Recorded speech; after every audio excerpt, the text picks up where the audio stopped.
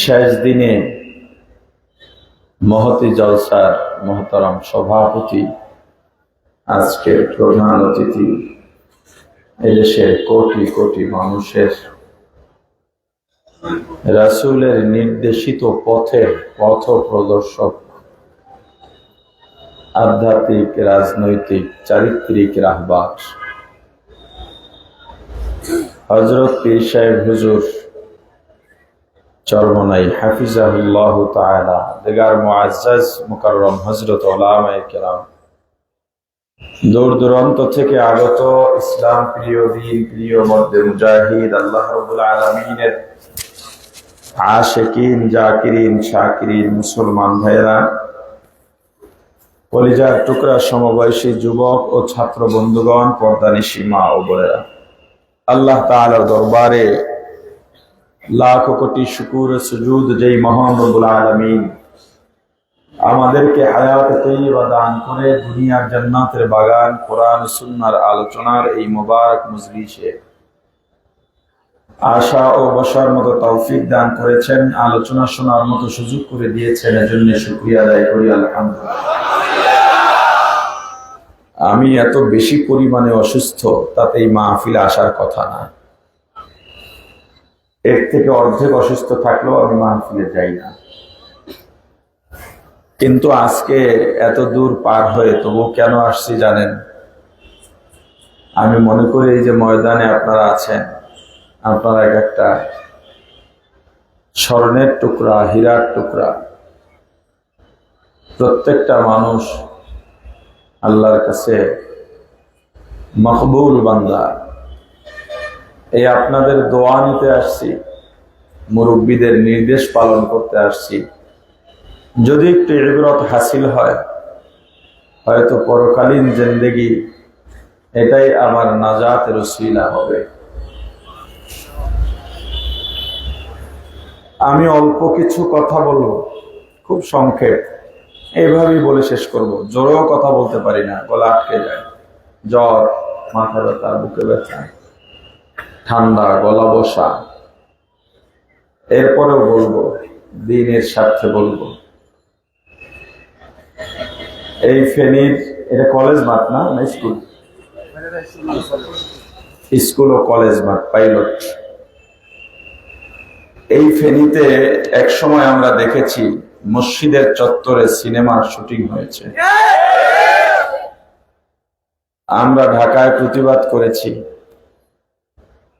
আমার সাধ্য, আপনার সাধ্য যতটুকু ততটুকু করতেই হবে, চুপ থাকার সুযোগ নাই। আমরা কি পেরেছি, আমাদের ফেসবুক আছে, আমরা ফেসবুকে লিখেছি। আমাদের বন্ধু বান্ধব আছে, আমরা একটা মানববন্ধন করেছি, অথবা কেউ কেউ স্মারকলিপি প্রদান করেছে।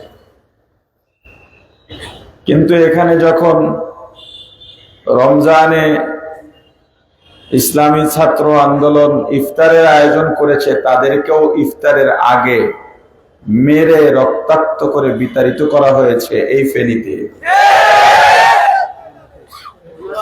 এবং এই মাঠে। এই নিউজও আমরা ঢাকা বসে পেয়েছি, ওই একইভাবে আমরা প্রতিবাদ করতে পেরেছি।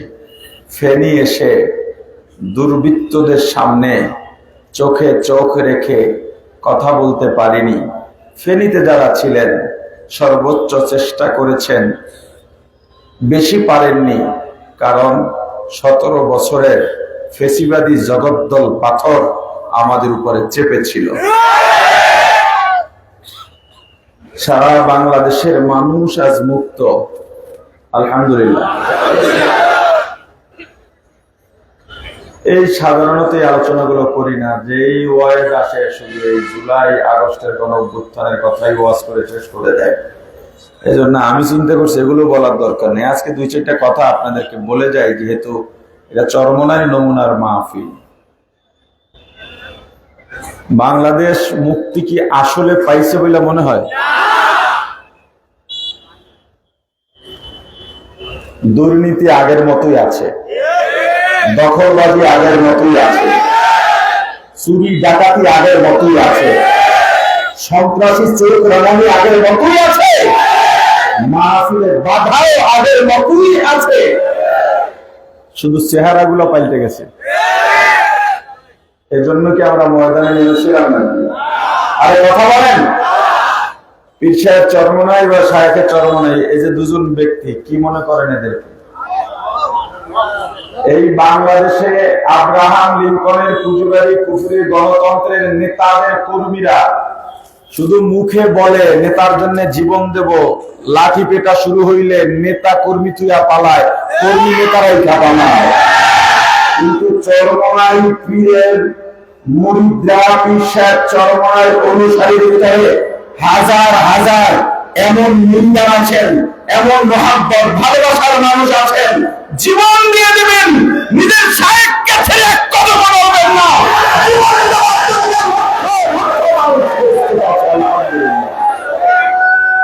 এই যে বুঝলেন,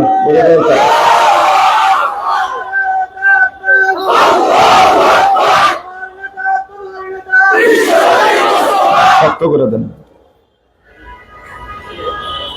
এই মানুষ দুইটারে কি মনে করেন আপনারা? জুলাই আগস্টের গণ অভ্যুত্থানে এই বাংলাদেশের কথিত কোন রাজনৈতিক দল দলীয় সিদ্ধান্ত নিয়ে দলীয় ভাবে ময়দানে নামে না। কেউ পারলে বলেন যে ময়দানে নেমেছে, কিন্তু ইসলামী আন্দোলন নেমেছে। পীর সাহেব চরমনাই নিজে নেমেছেন, শায়েখে চরমনাই নিজে নেমেছেন। এই যে আমি নাখান্দা বান্দা দেখেন, বাংলাদেশের সবচেয়ে কঠিন স্পট ছিল যাত্রাবাড়িতে। এই যাত্রাবাড়ির বড় একটা অংশের নেতৃত্বে ছিলাম ময়দানে, ঘরে বসা হয়। যে গুলি আসছে আমার বুকে লাগলেও আজকে আমাকে নিয়ে আপনারা বয়ান করতেন যে আমাদের মেজ বাবাই ছিলেন কিন্তু শহীদ হয়ে গেছে। কিন্তু আমরা এই যে আপনাদেরকে মুক্ত করার জন্য জীবনের এই আন্দোলন যদি ফেল হতো, আজকে পীর সাহেব চরমনাইকেও আয়না ঘরে নেওয়া হতো, শায়েখে চরমনাইয়ের অস্তিত্ব রাখতো না, এই হাবিবুর রহমান মিসবাহকে এখানে বসে বয়ান করতে পারতো না। এই যে জাতিকে মুক্ত করার জন্য তারা ময়দানে নেমে গেলেন। মুক্ত কি আসলে হয়েছে? দোষ কাদের দেবেন? এই আপনারা, এই সমস্যায় আপনাদের মাঝে। এই সাধারণ মানুষ যদি ঠিক না হয়ে এই দেশ মুক্তি পাবে না। আপনাকে ঠিক করতে হবে ভবিষ্যৎ নেতৃত্ব কার মেনে নেবেন, কোন নেতৃত্বে এই দেশ পরিচালনা করতে চান। আগে ব্যানার ছিল এই খাম্বায় খাম্বায়, ফেস্টুন ছিল, এখন আছে আরো বেশি। বিনা কারণে আগে হুটহাট করে মিছিল বেরিত, কথা কয় না, হুদাহুদি কয়েকজনে মিলে একটা মিছিল বের করতো। এখন তারা বাড়ি করে না, কিন্তু মিছিল ঠিকই আছে।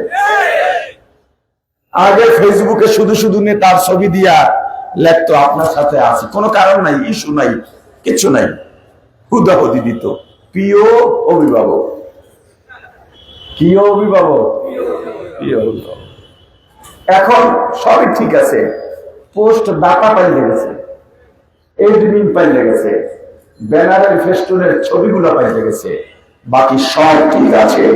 এই ফেসিবাদ থেকে যদি শিক্ষা গ্রহণ না করতে পারি, এই জাতি আজীবন শৃঙ্খলবদ্ধ থাকবে, এই জাতি কখনো মুক্তি পাবে না।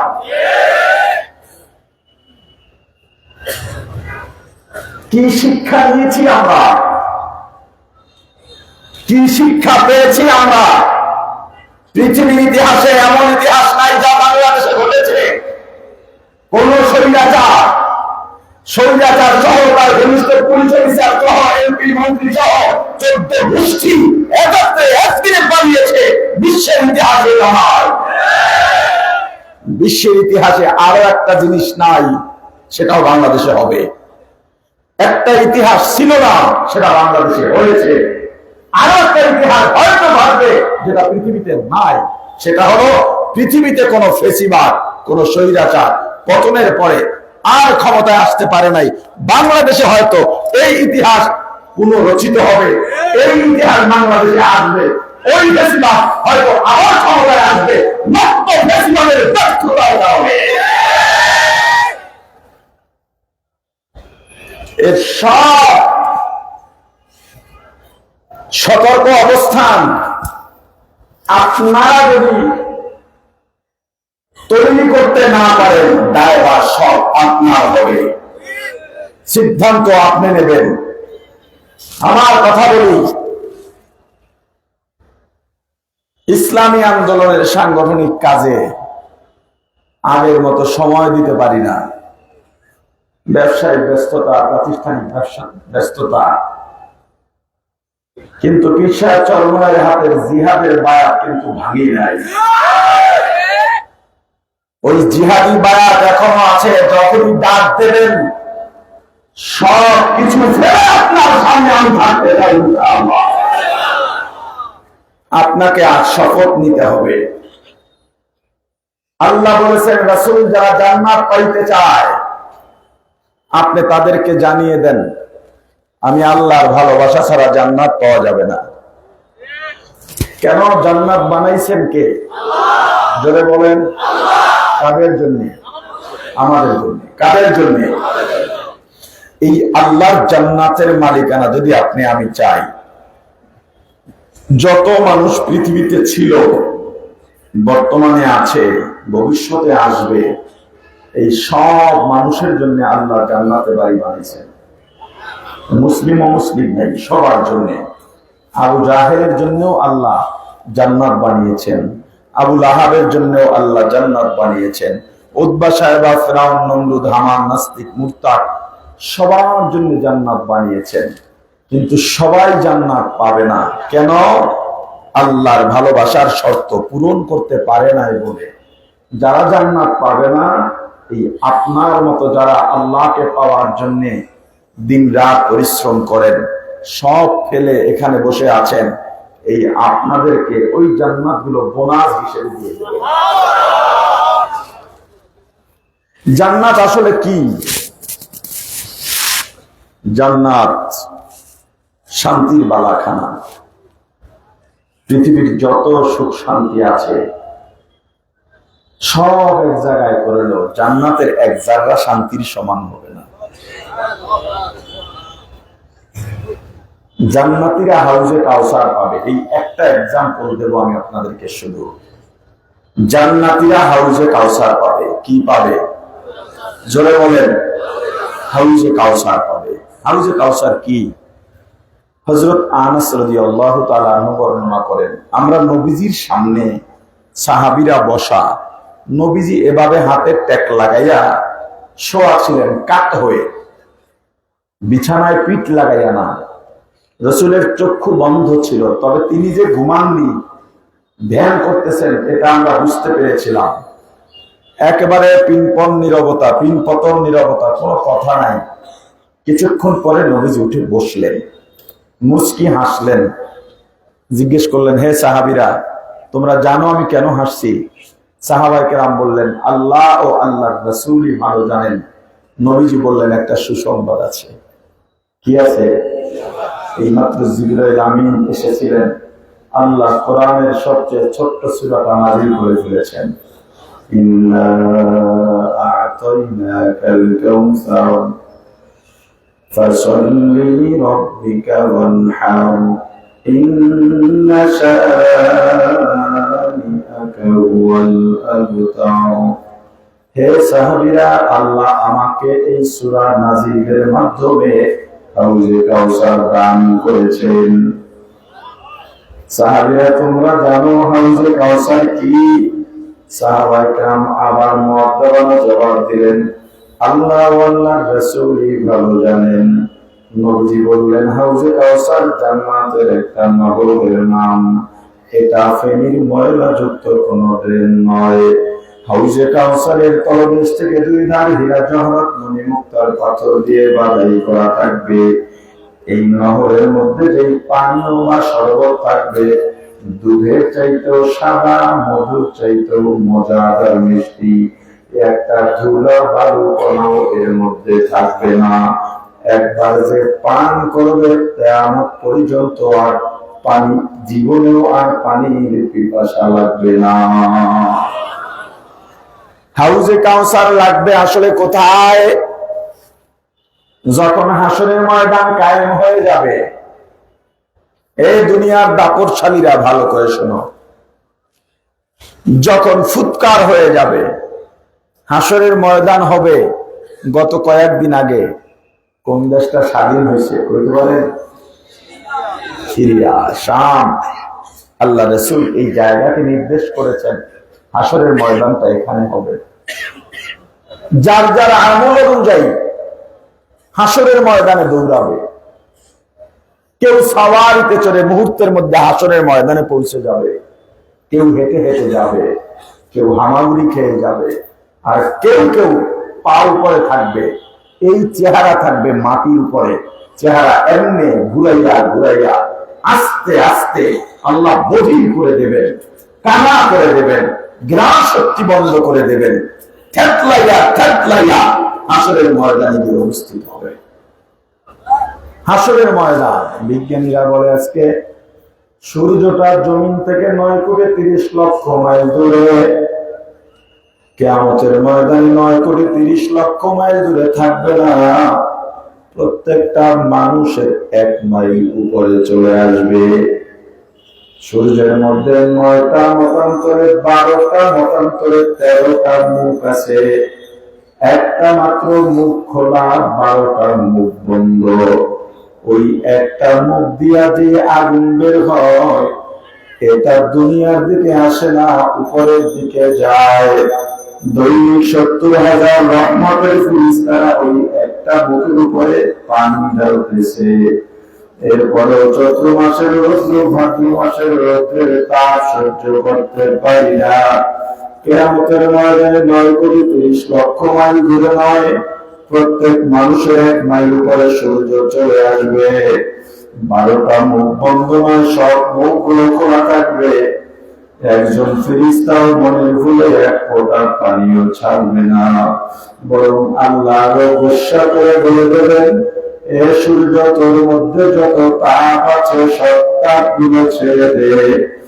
এত উত্তপ্ত গরম, ওই গরমে মানুষগুলো ঘামতে থাকবে, এত পেরেশান, এত পেরেশান। খাতনাহীন উঠবে। আম্মা জান আয়েশা সিদ্দিকা বলেন, আমি হুজুরকে জিজ্ঞেস করলাম, হুজুর সবাই যদি উলঙ্গ উঠে রক্ষার ব্যাপার, আমার রাসূল বলেন, ও আয়েশা, হাসরের ময়দান এমন কঠিন হবে, কেউ কারো খবর রাখবে না, নিজেকে নিয়ে এত ব্যস্ত থাকবে, ডানে বামে কে কি অবস্থায় আছে খবর নেওয়ার সময়ও পাবে না। ঘামতে থাকবে, ঘামতে থাকবে। যার যারা আমল অনুযায়ী কারো কারো পায়ের গোড়ালি পর্যন্ত ঘামে ডুবন্ত থাকবে, কারো কারো হাঁটু পরিমাণ ঘামে ডুবন্ত থাকবে, কারো কারো কোমর পর্যন্ত ঘামের দরিয়ায় ডুবন্ত থাকবে, কারো কারো গলা পর্যন্ত, আর কেউ কেউ ঘামের মধ্যে হাবুডুবু খাবে। এভাবে 40 বছর মতান্তরে 40,000 বছর পর্যন্ত বিচারের অপেক্ষা করবে। বিচার হবে না, সবাই অপেক্ষায় করবে, হাউকাশ করবে, ডাকাডাকি করবে, চিল্লা পাল্লা করবে। বিচারটা কেন হইয়া যায় না? বিচারটা কেন হইয়া যায় না? কারণ ওরা মনে করবে এই বিচারের ময়দান বুঝি অনেক কঠিন, বিচারটা হইয়া গেলেই বুঝি আমরা মাফ পাইয়া যাবো। ব্যাপারটা এমন নয়। সব মানুষগুলো পেরেশান হয়ে যাবে। সন্তান মা বাবাকে পরিচয় দেবে না। ইয়াউমা ইয়াফিরুল মারউ মিন আখিহি ওয়া উম্মিহি ওয়া আবিহি ওয়া সাহিবাতিহি ওয়া বানিহি। সন্তান মা বাবাকে দেখবে, ইয়াফির রূপ পালাবে। মা বাবা সন্তানকে দেখবে, ইয়াফির রূপ পালাবে। ভাই ভাইকে, ভাই বোনকে, বোন ভাইকে, বন্ধু বন্ধুকে, স্বামী স্ত্রীকে, স্ত্রী স্বামীকে দেখলেই পালাবে। যদি স্বামী স্ত্রীর সঙ্গে দেখা হইয়া যায়, যে বিবির নিয়ে সারাটা জীবন একই বিছানায় কাটাইয়া দিলাম, ওই বিবি বলবে আমার কোনো বিয়ে হয় নাই, মা বলবে আমার কোন সন্তান স্বামী ছিল না। ওই হাসরের ময়দানে ঘুরবে, নবীদের কাছে যাবে, নবীরাও শুধু ব্যস্ত আর ব্যস্ত। শুধুমাত্র রাহমাতুল আলামিন সাইয়্যিদুল মুরসালিন ইমামুল মুরসালিন খাতামুন নবিয়্যিন শাফিউল মুজনিবিন উম্মতের কান্দারি মানবতার মুক্তির দূত সাইয়্যিদুনা মুহাম্মাদুর রাসূলুল্লাহ সাল্লাল্লাহু আলাইহি ওয়াসাল্লাম সিজদায় পড়ে উম্মতি উম্মতি বলে কাঁদবে। 40,000 বছর পর্যন্ত হাসরবাসীরা ঘামের মধ্যে এভাবে হামাগুড়ি খাবে ডুবন্ত অবস্থায়, একবার এদিকে একবার ওদিকে। 40,000 বছর পরে একদল ফেরেশতা আসবেন আমার রাসূলের কাছে, হুজুর আপনার মাথা উঠান, আপনি কি চান আল্লাহ জানতে চাইছেন। আল্লাহ মাথা উঠে বলবেন, আল্লাহ আপনি প্রতিশ্রুতি দিয়েছিলেন আমার সুপারিশ আপনি মানবেন। আল্লাহ বলবেন, হাবিব আমার আপনার সুপারিশ আজকে মানা হবে, আপনি কি চান বলেন। আমার রাসূল বলবেন, আল্লাহ আমার উম্মত কষ্ট পাইতেছে, বিচার কার্য শুরু হয়ে যাক, আর আমার উম্মতদেরকে আমার কাছে আসার অনুমতি দেওয়া হোক, আমি একটু হাউজে কাউসারের পানি পান করাই দেব, আর আপনার আরশের ছায়ার নিচে জায়গা দেব। আল্লাহ বললেন, হাবিব আমার আপনার সুপারিশ মানা হলো। বিচার কার্য শুরু হবে। দুই দিক থেকে দুই দল ফেরেশতা আসবে, তাদের বাপ থাকবে অন্যরকম, বিশেষ বাহিনী আসে, প্রধানমন্ত্রী আসতেছে, রাষ্ট্রপতি আসতেছে, চুপ, কোনো কথা হবে না। ফেরেশতা আসবে, হাসরের ময়দানকে একেবারে নীরব করে দেবেন, বিচার কার্য শুরু হবে, কোনো বেয়াদবি চলবে না। যার যার আমলনামা প্রকাশ হবে, তোমার আমলনামা তুমি পড়বে, অন্য কারো করে দিতে হবে না। সাবধান, সবাই চুপচাপ। জান্নাত জাহান্নাম, যেই জাহান্নাম জাহান্নামীকে পাওয়ার জন্য হারুম হারুম করবে, ওই জাহান্নাম জাহান্নামী পাওয়ার কথা ভুলে যাবে।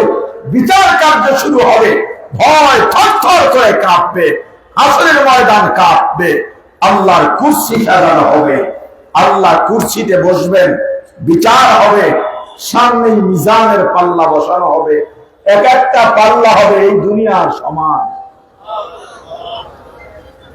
একটা মেঘের মতো আসবে প্রথমে, এর ভিতর থেকে আল্লাহ এসে বিচারের কাঠ গলায় বসবে। ওদিকে আমার রাসূল ডাক দিছেন, উম্মত আয়, দুনিয়ায় আমার দেখতে পারো নাই, ফেনীর ময়দানে চরমনাইল হুজুরে বয়ান করছে, আমি রাসূলের সুন্নতের কথা, মুহাব্বতের কথা। এই দুনিয়ার বহু নেতা আছে, তার পিছনে দৌড়াইলে কত পাইতি, ক্ষমতাও পাইতি, টাকাও পাইতি, সম্মানও পাইতি, কিন্তু যখনই শুনলি আল্লাহ বলছে লাকাদ কানা লাকুম ফি রাসূলিল্লাহি উসওয়াতুন হাসানাহ, আল্লাহ বলছেন শ্রেষ্ঠ আদর্শ আমার রাসূলের। আজরে কম, আল্লাহর কথায় কোনো ভুল আছে নাকি? বাজারে গিয়া মাছ ভালোটা কেনেন না পচাটা, সবজি ভালোটা না পচাটা, যেই জিনিসই কিনতে যান দাম কম হইলেও বলে ভালোটা দাও। তা আদর্শের ক্ষেত্রে পচা টাকা, পচা আদর্শ কেন? আল্লাহ যেখানে বলেছেন রাসূলের আদর্শ শ্রেষ্ঠ আদর্শ, মুসলমান রাসূলের আদর্শের বাইরে যায় কি বলে? বরং রাসূলের আদর্শ বাদ দিয়ে দলের পূজা এমন ভাবে তুমি করছ, দলের গোলামি এমন ভাবে করছ, তুমি রাসূলের সৈনিকেরা রমজান মাসে ইফতার করবে, সেখানে তাদেরকে মেরে রক্তাক্ত করো, কিয়ামতের ময়দানে আমাদের সামনে তোমাকে দাঁড়াতে হবে। ওই বিচারের কাজ করায় তোমাকে জবাব জবাবদিহি করতে হবে। ইসলামের বিরুদ্ধে যারা কথা বলে, রাসূলের বিরুদ্ধে যারা কথা বলে, কোরআনের বিপক্ষে যারা কথা বলে, পুঁজিবাদী কুফরি গণতন্ত্রের পক্ষে যারা স্লোগান দেয়, ইসলামী রাজনীতির বিরুদ্ধে যারা আমল তুলে, কিয়ামতের ময়দানে বিচারের পর্যায়ে তোমাদের সঙ্গে আমাদের দেখা হবে।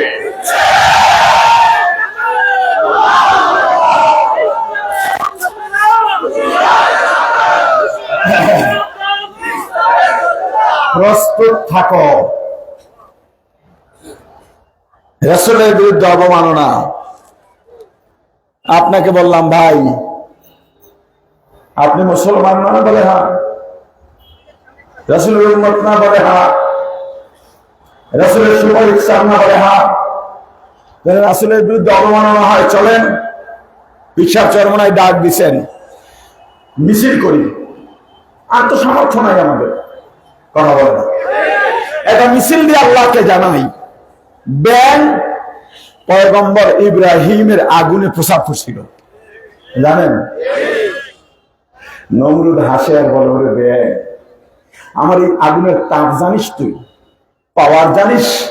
উপর থেকে পাখি উড়ে যায়, পাখা পুড়ে নিচে পড়ে যায়, আর তুই প্রসাব করতেছিস। ব্যাং বলে, আমি জানি আমার প্রসাবে আগুন নেভবে না, কিন্তু আল্লাহ দেখুক আমি কার পক্ষে আছি। হাত পাখার সৈনিকেরা ভালো করে জানে, তোমরা যারা তাদেরকে মূর্খ বলে, বোকা বলো, তারা বোকা নয়, বোকা তুমি। তারা ভালো করে জানে হাত পাখায় ভোট দিলে সরকার হবে না, কিন্তু তারা ভোট কেন্দ্রের গোপন কক্ষে গিয়া আল্লাহকে হাজির নাজির জেনে হাত পাখায় ছিঁড়ে বলে, আল্লাহ আমি দিনের জন্য যতটুকু চেষ্টা করেছি আমি জানি হয়তো আমি পাস করব না, কিন্তু আপনি দেখেন আমি কার পক্ষে আছি।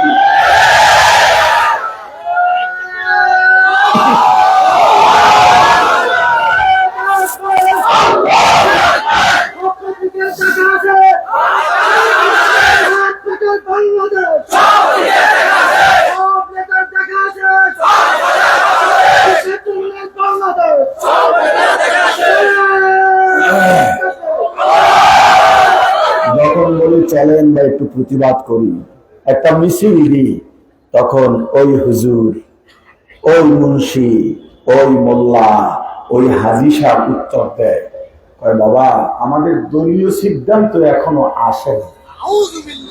রাসূল কি কোন দলের না মুসলমানের? রাসূল কি কোন গোষ্ঠীর না মুসলমানের? রাসূল কি কোন পীরের না মুসলমানের?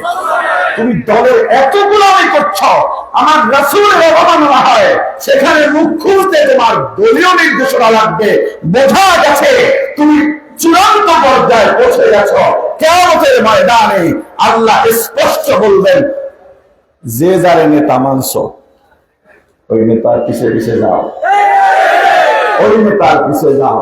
তুমি যে নেতা মানছ ওই নেতা কেমন তুমি ভালো করে জানো, মামলা বাণিজ্য করে কয় কোটি খাইছে তুমি ভালো করে জানো, বেশিরভাগের টাকাওয়ালা কেমনে রোডে কয়েক টাকা খাইয়া রোডে উঠেছে ভালো করে জানো। তোমার নেতা কয় নাম্বার জান্নাতে যাইবে এটাও তুমি জানো। তোমার নেতার সাথে তোমাকে যেতে হবে। তুমি রাসূলের আদর্শ মানবা। আল্লাহ বলেছেন শ্রেষ্ঠ আদর্শ রাসূলের, আল্লাহ বলছেন শ্রেষ্ঠ আদর্শ রাসূলের, শ্রেষ্ঠ আদর্শ রাসূলের। তুমি মুসলমান কার মায়ায় পড়ে? আজকে আমি জিয়াউর রহমানের গালি দিলে আমাকে লাইথে নামাই দিবে স্টেজ থেকে, এমন পাগল এই ফেনীতে আছে না নাই? মুজিবের বিরুদ্ধে বললে, হাসিনার বিরুদ্ধে বললে, খালেদার বিরুদ্ধে বললে কথা বলতে দেয় না। কয়দিন আগে দেখছি এক জামাতের বক্তা বলছে তার দলের পক্ষে, সে বলবেই যে সব আকাম করে বিএনপি, দোষ দেয় জামাতের, পাশে জামাতের বিএনপির নেতা এমনি দিছে, এমনি ওদিক দিয়ে মারিয়ে বেটার শেষ। আপনার দলের বিরুদ্ধে বললে আপনি সইতে পারেন না, সেই আপনি আমার রাসূলের বিরুদ্ধে বলবেন আমরা সহ্য করবো, আগুন চলব, হতে পারে না। রাসূল প্রেমিকরা এক ফোঁটা রক্ত থাকা পর্যন্ত, জীবন থাকা পর্যন্ত রাসূলের অবমাননা সইবে না। রক্ত দেবে, জীবন দেবে, জিহাদের ময়দানে শাহাদাত বরণ করবে, তবুও তারা থাকবে না।